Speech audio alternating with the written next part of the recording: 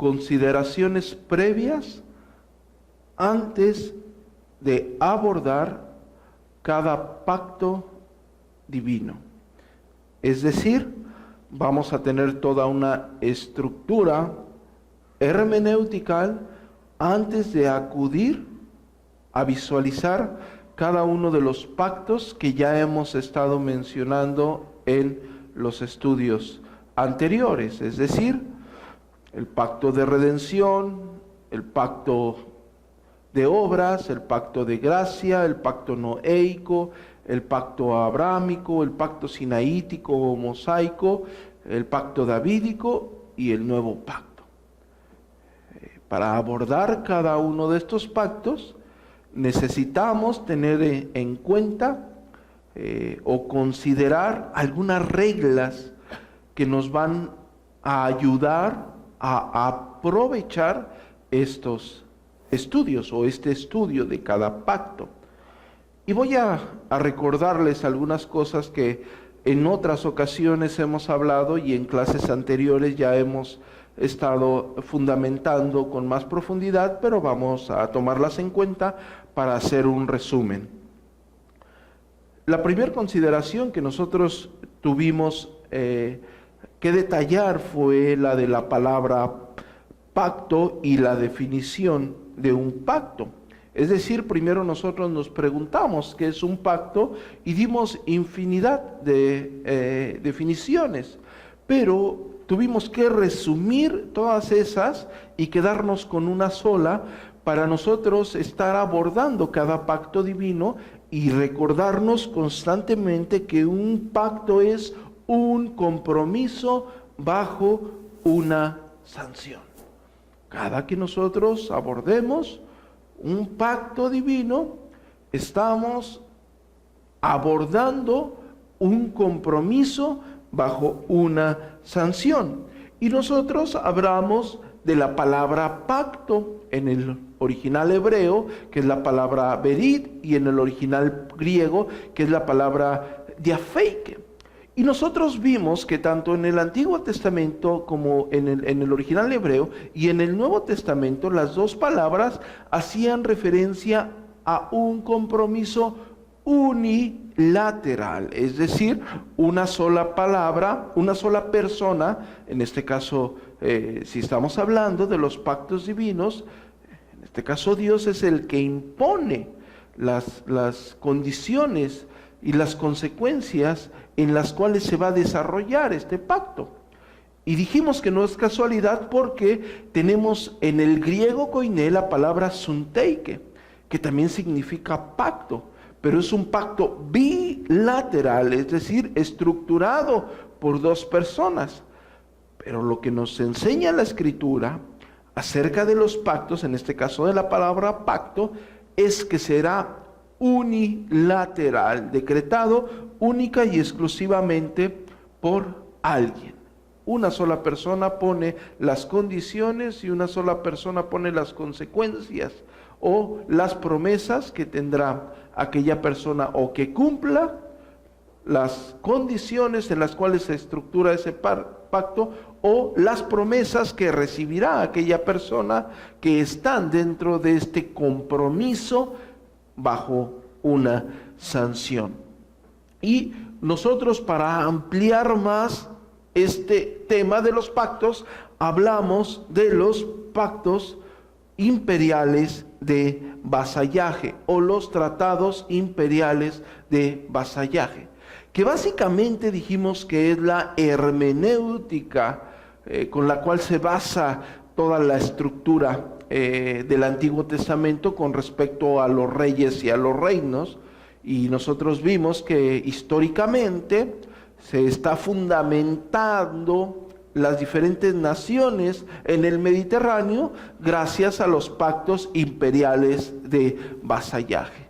Y que básicamente hablamos que es un rey y un grupo de terratenientes se juntan para hacer un acuerdo con un rey, pero de ese grupo de terratenientes, ese grupo de vasallos, de servidores, únicamente uno va en representación de ese grupo y hace el pacto con el rey, y bueno, quien impone las condiciones y quien da las consecuencias y las promesas de ese pacto será únicamente el rey. Y los tratados imperiales de vasallaje también son en condiciones unilaterales. Básicamente nosotros hablamos eso al respecto de los pactos imperiales de vasallaje, profundizamos mucho más, pero en resumen podríamos estar diciendo eso de los pactos imperiales. Y nosotros hablamos que era necesario conocer acerca de los pactos imperiales de vasallaje, porque Dios establece sus pactos, Dios establece su relación con los hombres por medio de pactos, y sus pactos están establecidos a través de leyes y promesas. Repito, nosotros necesitábamos entender todo esto porque Dios establece su relación con los hombres con respecto a todas sus benevolencias por medio de pactos. Y estos pactos siempre serán unilaterales, es decir, Dios es el que impone los estatutos, Dios es el que impone las condiciones, Dios es el que impone las promesas o los beneficios que tendrán aquellas personas que están dentro de este pacto. Y básicamente Dios impone sus pactos bajo leyes y promesas. Y nosotros vamos a encontrar en toda la Escritura: haz esto y recibirás aquello. Una ley impuesta, un mandato impuesto: haz esto, y una promesa: vas a recibir esto. Es decir, leyes y promesas estructuran el compromiso formal de un pacto. Bajo el entendimiento de esto, nosotros nos dimos cuenta que en la Escritura únicamente hay dos tipos de pactos. Hablamos de varios pactos, pero solamente hay dos tipos de pactos. Y los dos tipos de pactos que nosotros encontramos en la Escritura son los pactos de obras y los pactos de gracia. Es decir, un pacto de obras es un pacto que tú tienes que ganar. Es un pacto, es donde hay condiciones para que tú obtengas la promesa. Hay condiciones que tú tienes que hacer para ganar esa promesa. Y un pacto de gracia básicamente es un regalo de Dios, es una promesa, es una benevolencia, es una condescendencia de Dios. Los dos están estructurados dentro de las bondades de Dios. Pues nosotros hablamos básicamente de que el hombre en sí no tiene por qué exigirle nada a Dios, y nosotros no somos merecedores de nada, y lo que nosotros tenemos es parte de la condescendencia divina. Y por eso Dios, en sus múltiples bondades, Dios establece pactos. ¿Para qué? Para beneficio del hombre, porque son cosas que el hombre no alcanzaría si no fuese porque Dios misericordioso lo brindase por medio de ¿qué? De pactos. Y bueno, tenemos dos pactos, pactos de obras y pactos de gracia, y para abordar estos pactos nosotros dijimos que teníamos que hacer preguntas analíticas para poder conceptualizar la sustancia y naturaleza de cada pacto, como cuáles eran las obligaciones de cada partido, de cada persona participante en los pactos. Esa sería una pregunta muy importante. ¿Cuáles son las obligaciones? ¿Cuáles son las responsabilidades de los partidos dentro de un pacto? ¿Cuáles son las condiciones que están dentro de este compromiso bajo sanción? ¿Cuáles son las condiciones del pacto? ¿Y cuáles son las sanciones de este mismo pacto? Y dijimos que dentro de la teología del pacto, dentro de los pactos, y tomando en cuenta la hermenéutica de los tratados imperiales de vasallaje, nos percatamos que va a existir una cabeza federal. Muy importante esto, muy importante. A lo mejor parece muy repetitivo, y como se habla mucho de la cabeza federal y la cabeza federal y la cabeza federal, Y no se toma en cuenta lo importante de poder ir arropando todos estos conceptos en base a este conocimiento. Nosotros vimos que en los tratados imperiales de vasallaje iba una persona como representante de un grupo. Y si esa persona no cumplía lo demandado en el trato, en el pacto, esa persona iba a recibir las consecuencias o las sanciones que estaban dentro de ese pacto, pero no solamente esa persona, sino también las personas que él representaba. Por eso se le dice cabeza federal o agente político. Va a haber cabeza federal en los pactos, un representante de un grupo de personas. Y nosotros dijimos que esta cabeza federal básicamente es ¿qué? Un representante legal de un acuerdo, de un compromiso bajo sanción. Y ya que hemos estructurado que es una cabeza federal, nosotros nos vamos a percatar de la membresía del pacto por aquella cabeza federal. ¿Quiénes son parte de ese pacto? ¿A quiénes representa esa cabeza federal? La cabeza federal de esta fila de bancas es representada por esta persona. Y si esta persona falla, todos ellos van a recibir las consecuencias. No sé si me estoy dando a entender en esa parte. Es muy importante. Escuchen lo que estoy diciendo, es muy importante. La representación legal es muy importante bajo las condiciones del mismo pacto, porque nosotros así entenderemos quiénes son miembros de aquel pacto, bajo qué condiciones. ¿Ok? Las acciones de una persona, en este caso la cabeza federal, va a afectar a un grupo de personas que representa a todo lo que está establecido en dicho pacto. La necesidad de los pactos, como lo dije anteriormente, para los que están escribiendo, la necesidad de los pactos está basada en la benevolencia misma de Dios.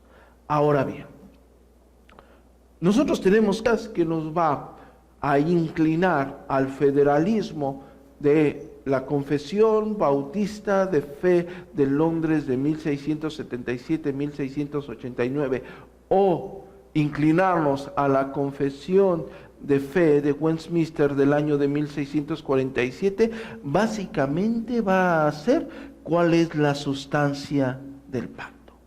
Si quieres saber si tal pacto es igual a otro, la pregunta al texto ¿son exactamente iguales estos pactos? ¿Este pacto es igual a este pacto anterior? No sé si me estoy dando a entender. Tú tienes que entender la sustancia del mismo pacto. Tú tienes que entender el contenido del mismo pacto. Y tú podrás decirme si este pacto es el mismo que este pacto. ¿Cómo lo vas a saber? Vas a preguntarte por las promesas que están en aquel pacto. Vas a estudiar la estructura del mismo pacto. Si la promesa a recibir, si las bendiciones o la bendición a recibir es la misma, tú podrías estar hablando del mismo pacto. No se puede disfrutar de las bendiciones del pacto sin cumplir de las condiciones del pacto. Repito, para los que están anotando, no se puede disfrutar de las bendiciones del pacto sin cumplir las condiciones del mismo pacto. Están meditando en esto que estoy diciendo. Escuchen. Dije 3 cosas muy importantes ahorita. Una de las cosas más importantes, yo hablé de la cabeza federal. alguien que representa a los demás. Y en base a lo que esa persona haga, los demás van a recibir las promesas o las consecuencias. ¿Cierto o falso? Un representante legal. La cabeza federal es un representante legal del pacto. Eso es muy, muy, muy importante. Porque en base a esto vamos a definir quiénes son los miembros de este pacto. Y ahora, ojo con lo que dije, lo voy a volver a repetir. No se puede disfrutar de las bendiciones del pacto sin cumplir las condiciones del pacto. Y yo les dije anteriormente, escuchen, yo les dije anteriormente, ustedes tienen que verificar que cada pacto sea o igual y diferente según sus mismas promesas. ¿Cierto o falso? Según cada pacto sea igual según sus promesas, si la cabeza federal cumple lo condicionado y recibirá las promesas, ¿quién? Él y los miembros del mismo pacto. ¿Quiénes son los miembros del pacto? ¿A quiénes alcanza el pacto? Únicamente vas a poder contestar con precisión esa pregunta si identificas la cabeza federal del pacto. Escuchen lo que estoy diciendo. ¿Quiénes son miembros del pacto? Únicamente vas a saber si identificas quién es la cabeza federal del pacto. Si Dios establece un pacto con una cabeza federal y sus hijos naturales, entonces la membresía ciertamente se transmite genéticamente. ¿Cierto o falso?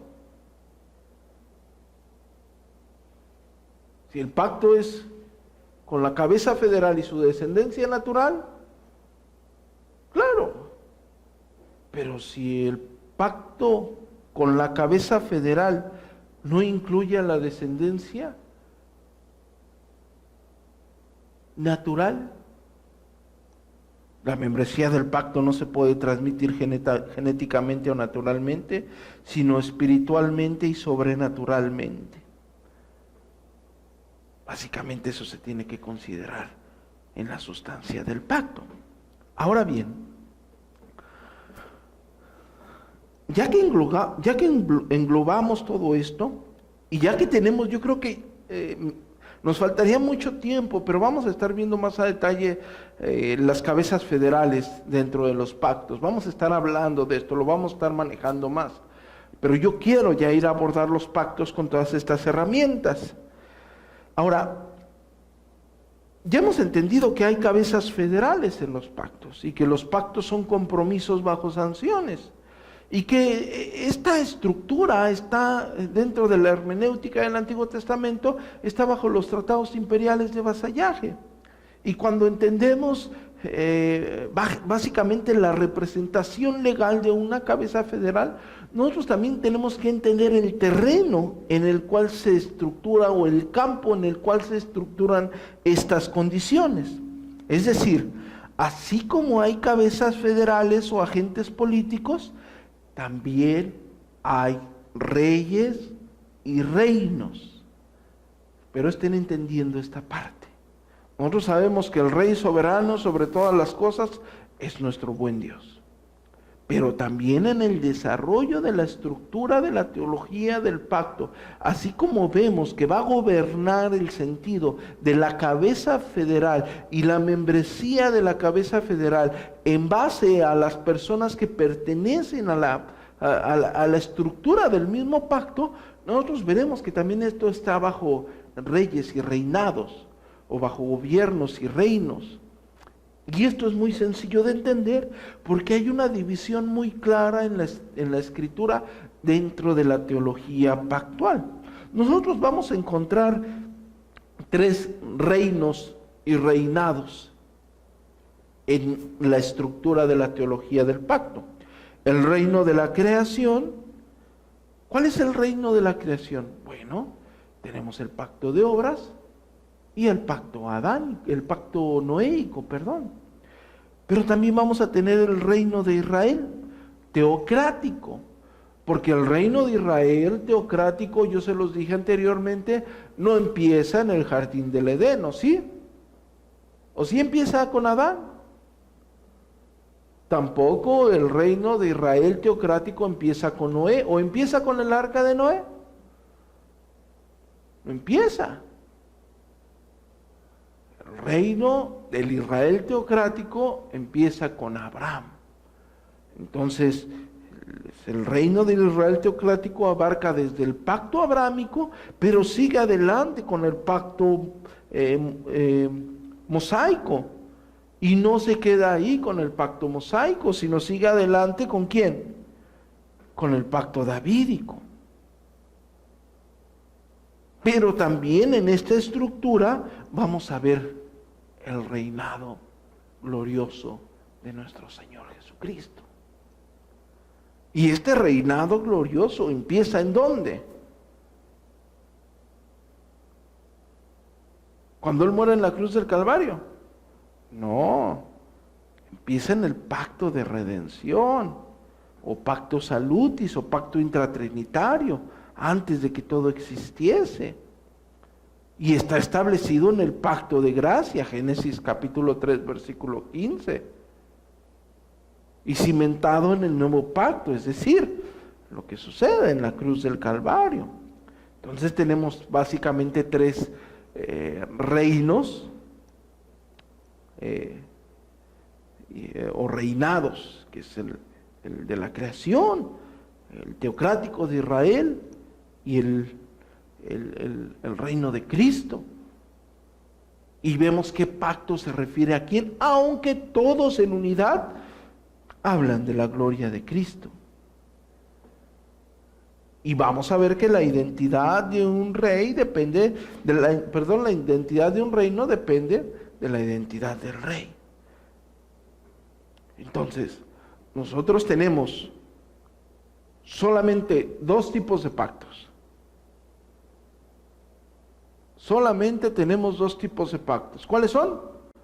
De obras y de gracia.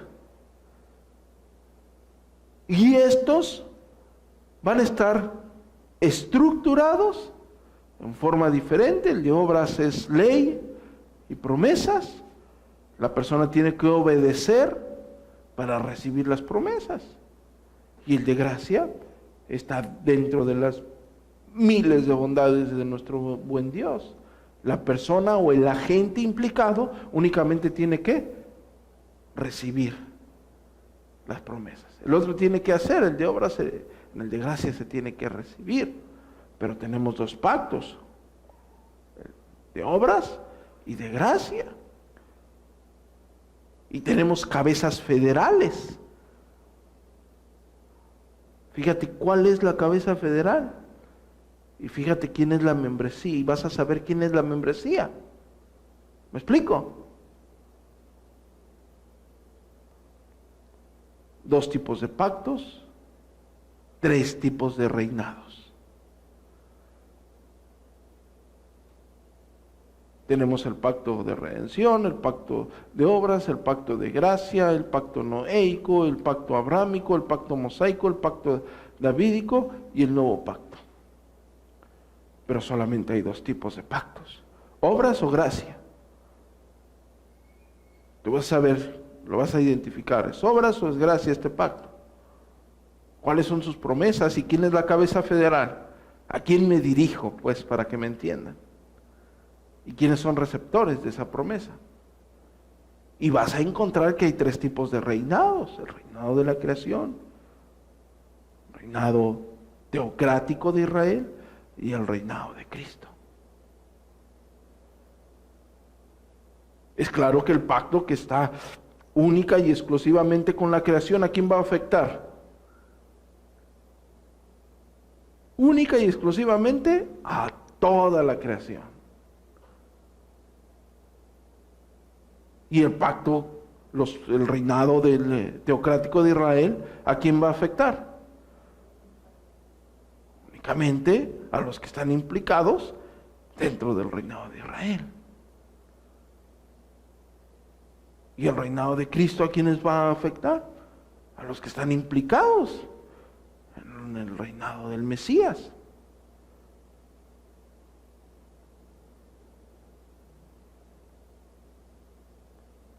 Todo esto está bajo compromisos y sanciones. Compromisos y sanciones. Compromisos con Abraham y compromisos con Adán y sanciones por su desobediencia. Y las dos partes tienen compromisos, porque en el pacto de gracia también Dios se compromete. Los pactos, dos diferentes pactos, cabezas federales, membresías en la cabeza federal. Preguntas a condicionar, ¿quiénes son los implicados en la membresía? ¿Cuáles son las condiciones? Para que nosotros entendamos a gran escala la teología del pacto. Y yo creo que sin más detalle, concluimos la clase de hoy.